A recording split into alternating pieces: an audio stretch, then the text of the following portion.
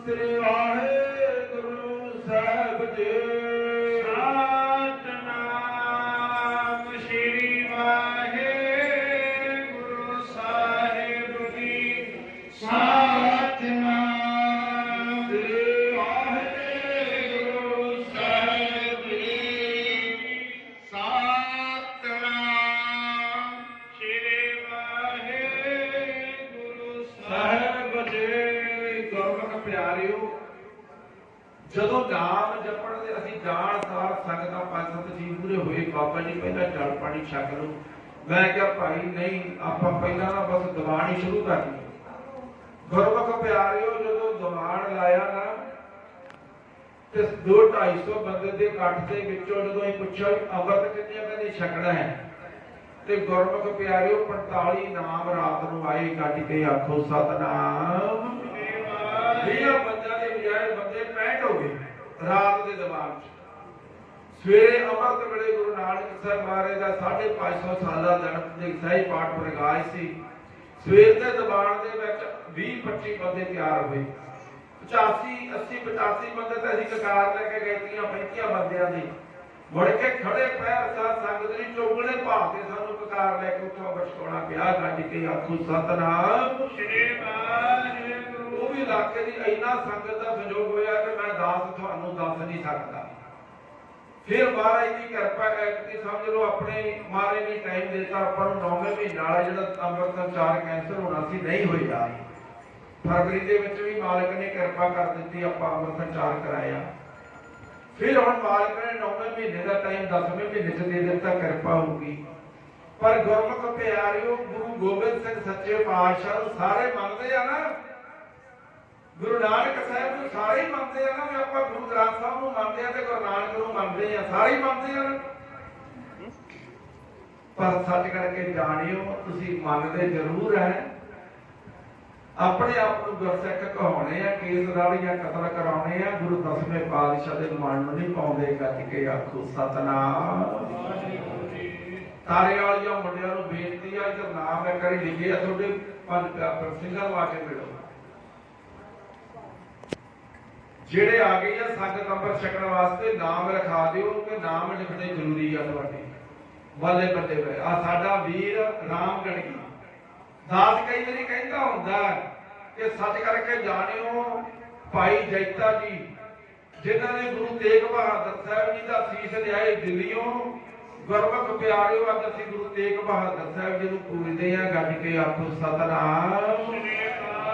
ਉਹਦਾ ਦੀ ਬਦੌਲਤ ਪਰ ਸੱਚ ਕਰਕੇ ਜਾਣਿਓ, ਜੇ ਕੋਈ ਮਜ਼੍ਹਬੀ ਸਿੱਖ ਕਹਾਵੇ ਤੇ ਕੇਸਦਾਰੀ ਕਤਲ ਕਰਾਵੇ, ਗੁਰੂ ਗੋਬਿੰਦ ਸਿੰਘ ਦੇ ਮਨ ਨੂੰ ਨਹੀਂ ਭਾਉਂਦਾ। ਗੱਜ ਕੇ ਆਖੋ ਸਤਨਾਮ। ਦਾਸ ਕਈ ਵਾਰੀ ਪ੍ਰਚਾਰ ਕਰਦਾ, ਬਚਨ ਕਰਦਾ ਕਿ ਆਪਣੇ ਆਪ ਨੂੰ ਕੋਈ ਮਜ਼੍ਹਬੀ ਸਿੱਖ ਕਹਾਉਂਦਾ ਹੋਵੇ, ਕੇਸਦਾਰੀ ਕਤਲ ਕਰਾਉਣੇ ਸਾਡੇ ਕਹਿਣ ਤੇ ਹਟ ਜਾਵੇ।